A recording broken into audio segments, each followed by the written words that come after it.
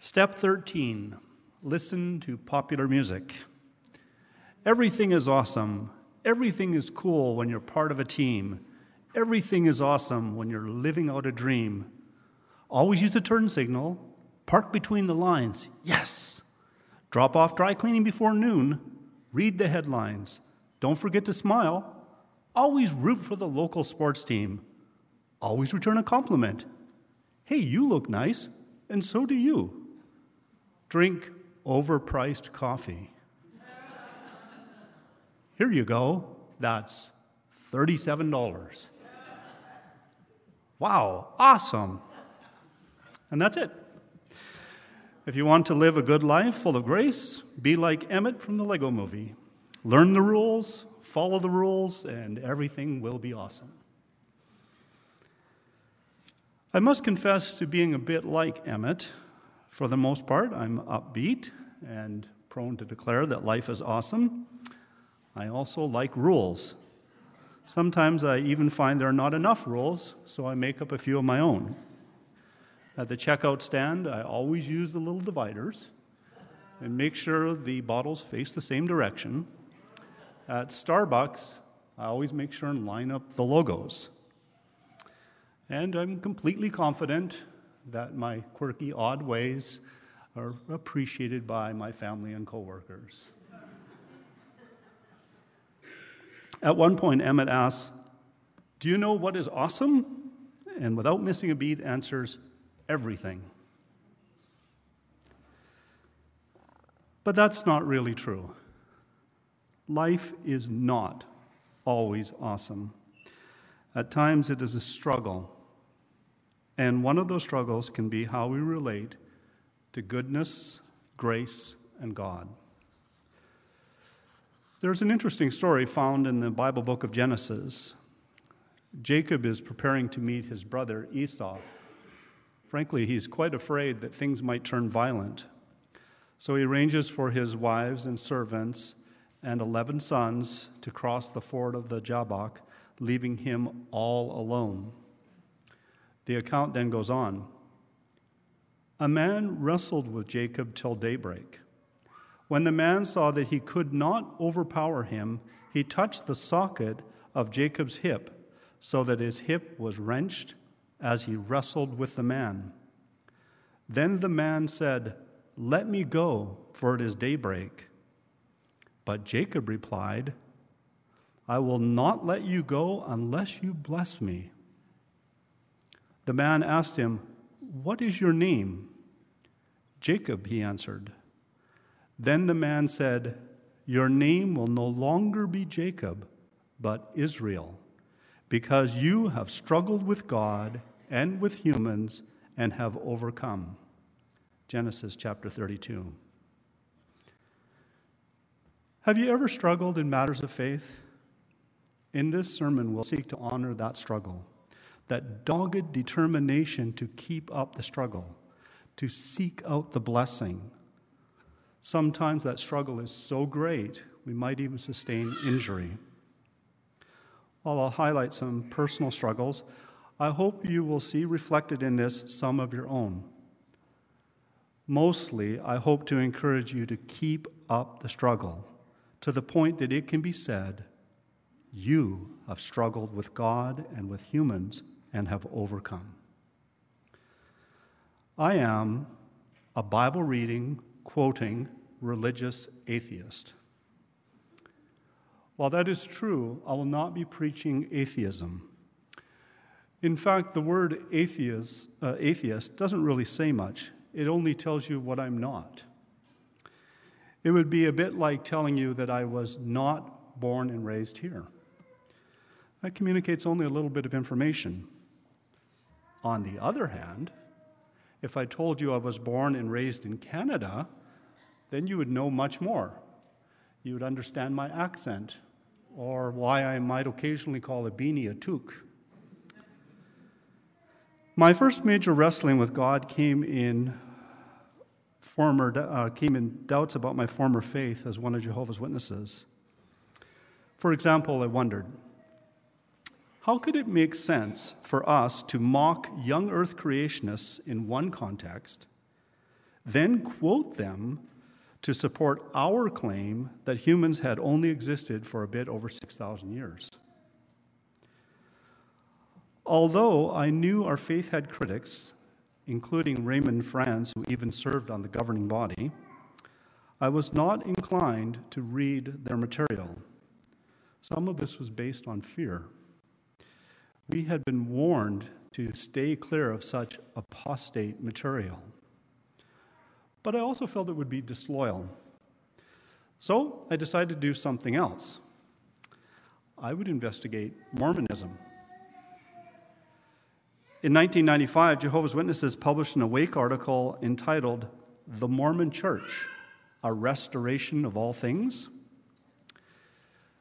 This article left me with a rather smug view of our faith compared to Mormons. Of course people leave Mormonism, I thought. Their faith can so easily be shown to be false. Little did I realize I was missing a point about the size of a small house. One day, while visiting a website that provides support for those leaving the Mormon faith, I read the life story of Simon Southerington. Simon is from Australia.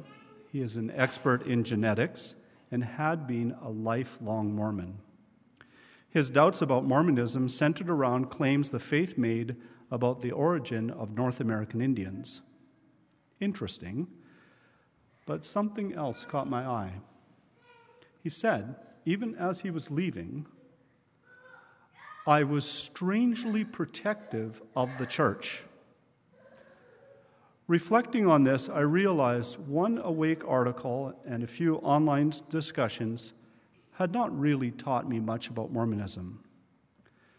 To be sure, the truth about faith claims can be an important thing.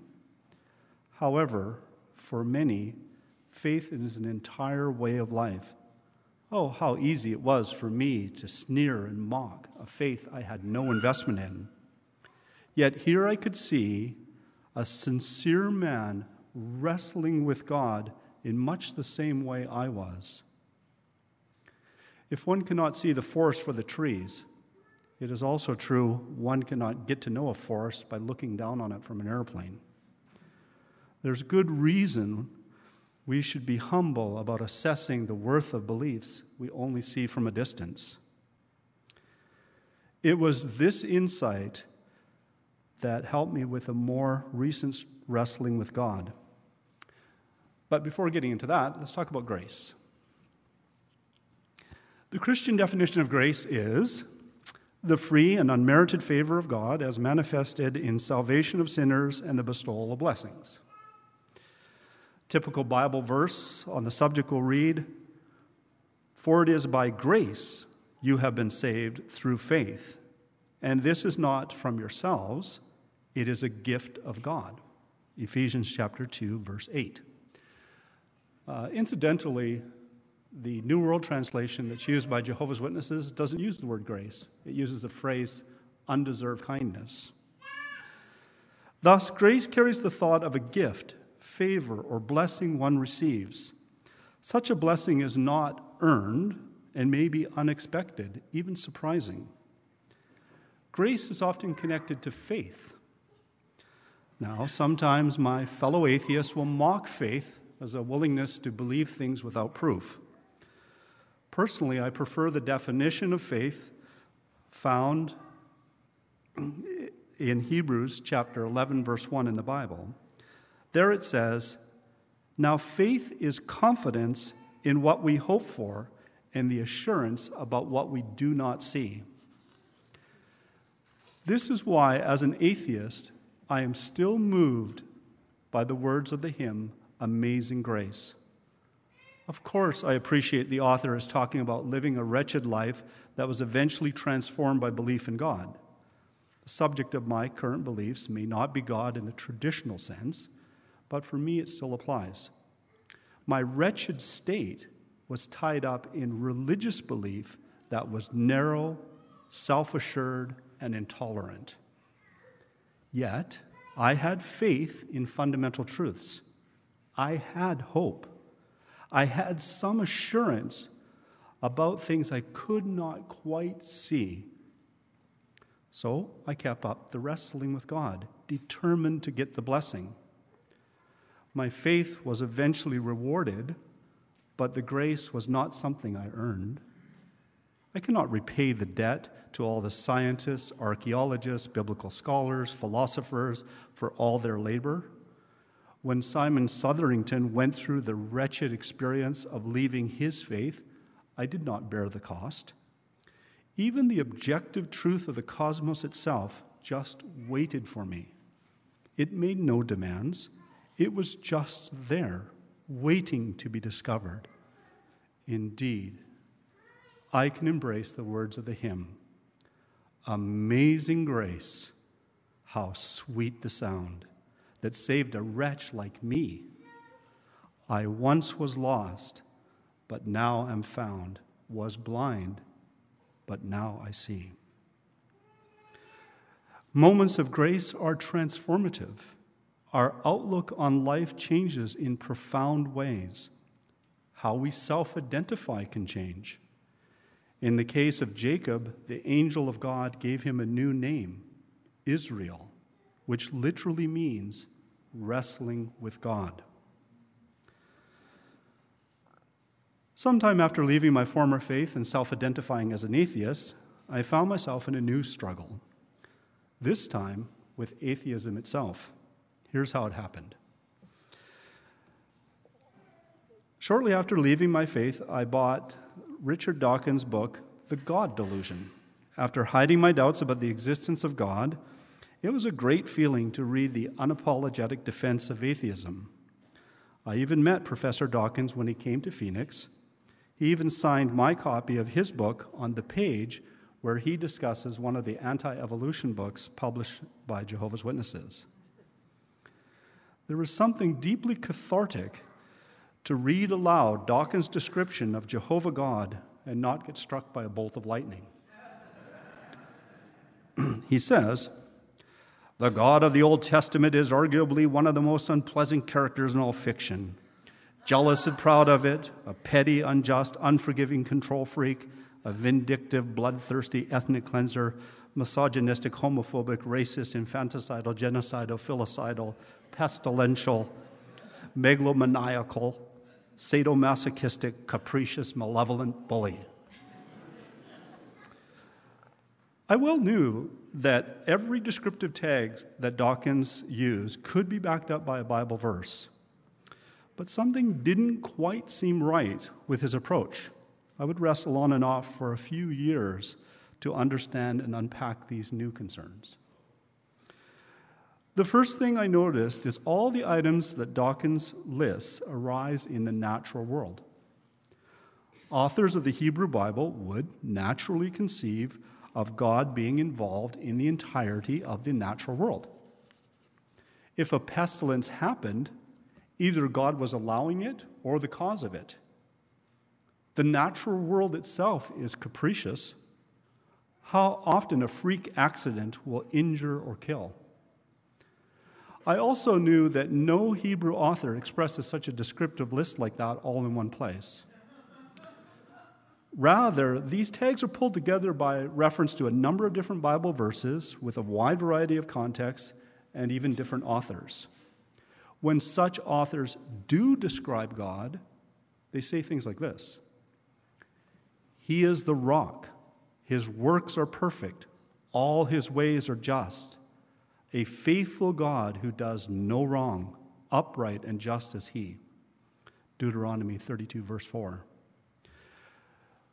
The biggest problem, though, was the implication that serious issues like homophobia and racism were tied up in mere belief in God, that the answer to such problems lies in seeing belief in God as a delusion and letting go of it. To be sure, some religious faiths, as a matter of doctrine, have espoused anti-homosexual views. The record of religion and racism has been far from perfect. Yet, one can clearly see belief in God has inspired religious leaders, such as Martin Luther King Jr., to work tirelessly for social justice. If after great struggle, I had shed my older religious views that were narrow, self-assured, and intolerant. I surely didn't want to embrace them again, just under a different label. Was there an approach to God that could make sense to an atheist? My conclusion was yes. While I no longer believe in a creator God as presented in the Bible, I do believe, at a minimum, God exists in the mind of the believer. For most people, God represents goodness and an ultimate moral authority. When Psalms 14 verse 1 says, "The fool says in his heart, 'There is no God,' some are surprised to hear that I don't really disagree. For the second half of that verse says, 'They are corrupt, their deeds are vile, there is no one who does good.'" So yes, if one were to adopt atheism to justify corrupt and vile deeds, I too would declare such as foolish. We live in a world of some complexity where everything is not awesome. When the Lego movie concludes, the scene fades away from the make-believe Lego world to show a real father and son. The father has put up signs on his Lego creations that say, "Off limits, don't touch, hands off." Picking up Lord business, the father asks, "Is he the bad guy?" He then asks, "What would the construction guy say to Lord business?" Pausing and very timidly, his son answers, he would tell him, "You don't have to be the bad guy." And that's it. That's the hope. Whether one is an atheist, a theist, or somewhere in between, there is no need for a bad guy role. In whatever struggle we may be engaged, let us resist the temptation to label our opponent of the moment as the bad guy. As Unitarian Universalists, we know that there's evil in the world. Yet, despite that, we have set ourselves the goal of a world community with peace, liberty, and justice for all. We ask bad guys to become good guys.